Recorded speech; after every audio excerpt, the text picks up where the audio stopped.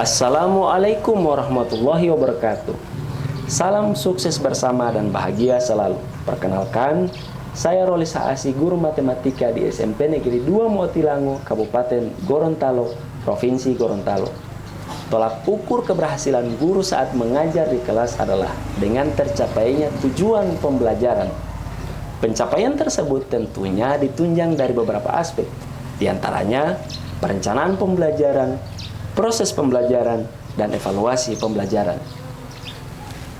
Guru harus menyiapkan strategi pembelajaran yang tepat, menyediakan bahan ajar ataupun sumber daya belajar yang bervariasi, dan menyediakan media pembelajaran yang sesuai dengan kebutuhan, minat, dan gaya belajar murid. Hal ini yang memotivasi saya untuk membuat inovasi media pembelajaran.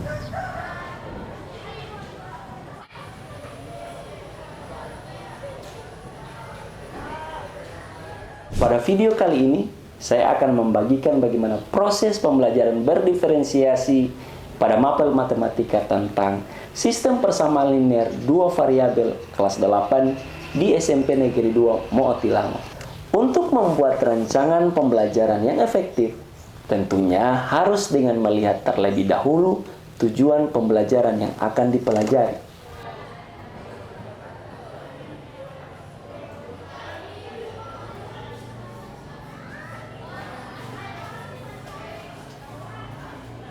Saya melakukan persiapan dengan mengamati data tentang minat dan gaya belajar murid saya yang saya dapatkan dari pengalaman dan survei sederhana saat berdiskusi dengan mereka saat jam istirahat. Hal ini dilakukan untuk mempersiapkan bahan ajar yang akan diberikan. Saya menyiapkan sumber belajar, membuat lembar kerja peserta didik, membuat komik pembelajaran. Saya mengunduh beberapa video yang berkaitan dengan materi yang akan dipelajari. Kemudian, saya mengunggah sumber belajar itu agar murid-murid saya akan mudah mengaksesnya. Serta, saya juga menyiapkan format penilaian yang tentunya sesuai dengan tujuan pembelajaran pada hari itu. Langkah pertama yang dilakukan sebelum memulai proses pembelajaran adalah dengan memastikan seluruh siswa merasa bahagia dan senang sebelum belajar matematika. Setelah berdoa dan melakukan apersepsi serta membacakan tujuan pembelajaran yang akan dipelajari, untuk menumbuhkan rasa nasionalisme kepada murid, saya mengajak mereka untuk menyanyikan lagu Garuda Pancasila serta melakukan tanya jawab. Hal ini bertujuan untuk menggiring siswa terlebih dahulu untuk mengerti konsep sistem persamaan linear dua variabel.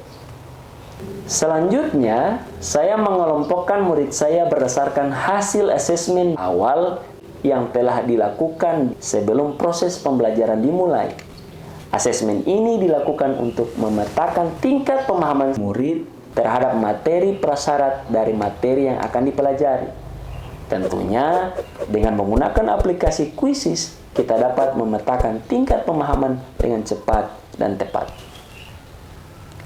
Dalam kelompoknya, mereka belajar dan berdiskusi melalui minat mereka.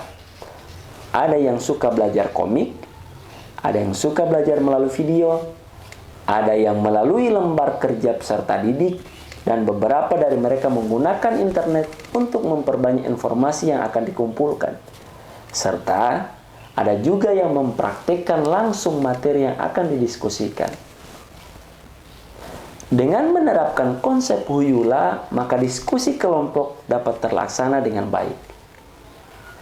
Tak lupa, saat murid saya berdiskusi dan belajar di kelompoknya, saya melakukan asesmen formatif dengan menggunakan lembar observasi. Saat diskusi berlangsung, saya berperan sebagai fasilitator, memberikan dukungan, memberikan motivasi dan penguatan terhadap pertanyaan, jawaban maupun pendapat murid saya dalam menyelesaikan tugas kelompok. Selanjutnya, setelah mereka selesai mengerjakan tugas kelompoknya, mereka mempresentasikan penugasan tersebut di depan kelas. Oke, bagaimana, sudah selesai semua? Ya. Oke, selanjutnya kita akan presentasi. Nomor mana yang duluan presentasi? Ya, kinestetik ya. Oke, silakan kelompok kinestetik. Beri aplaus untuk kelompok kinestetik. Saya mewakili kelompok kinestetik akan mempresentasikan hasil diskusi kami yang telah kami laksanakan tadi melalui pembelian buku dan pulpen di koperasi sekolah. Soalnya, Fatma membeli 2 pulpen dan 1 buku tulis seharga 15.000. Misalkan harga 1 pulpen sama dengan X dan harga 1 buku tulis sama dengan Y. Persamaan pertama yaitu 2X tambah Y sama dengan 15.000. Persamaan kedua X tambah 2Y sama dengan 18.000. Dengan mengeliminasi Y dari persamaan pertama, Y yaitu 7.000 dan X yaitu 4.000. Jadi harga 1 pulpen dan 1 buku X tambah Y sama dengan 4.000 tambah 7.000 sama dengan 11.000. Dan ini grafik. Oke, beri aplaus untuk kelompok kinestetik. Lalu, terima kasih. Selanjutnya kelompok visual. Oke, visual. Saya perwakilan dari kelompok visual. Di sini kami akan mempresentasikan hasil diskusi kami yang baru saja kami kerjakan. Soal pertama yaitu diketahui di suatu keluarga berat badan ayah dan anak sama berat badannya ditambah 50 kg dan jumlah berat badan ayah dengan anak sebesar 94 kg. Tentukan berat badan ayah dan anak tersebut. Langkah pertama yang kami lakukan yaitu membuat model matematika. Model matematikanya yaitu X sama dengan Y tambah 50 atau persamaan pertama, X tambah Y sama dengan 94 atau persamaan kedua. Pada jam istirahat, Uti dan Bobo pergi ke kantin untuk memesan beberapa kue tradisional Gorontalo. Uti membeli 2 bungkus silabulo dan 1 paket kue apami. Dan dia harus membayar 15.000, sedangkan Bobo membeli 1 bungkus silabulo dan 2 paket kue apami dengan harga 18.000. Bannya misalnya silabulo sama dengan X, kue apami sama dengan Y. Uti 2X tambah Y sama dengan 15.000. Mau X tambah 2Y sama dengan 18.000. Ditanya 5X tambah 3Y sama dengan. Jadi harga 50 dan 3 paket kue apami 41.000. Ya, beri aplaus untuk kelompok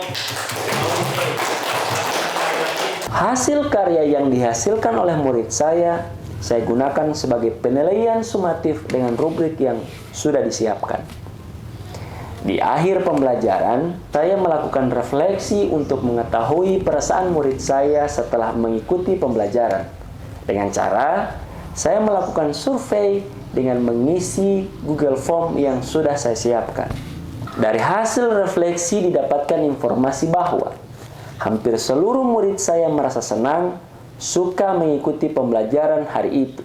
Hanya ada 3 murid saya yang mengatakan kurang suka dengan alasan mereka tidak bisa berpartisipasi aktif dalam diskusi karena mengalami kendala di jaringan. Permasalahan yang saya alami di dalam kelas, saya mengkoordinasikan langsung dengan kepala sekolah sebagai bentuk evaluasi pembelajaran, sehingga bisa langsung ditindaklanjuti.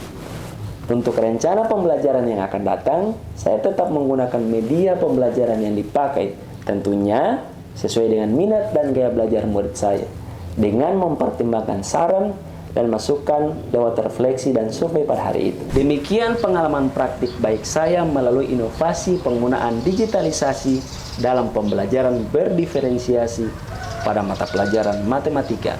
Wassalamualaikum warahmatullahi wabarakatuh.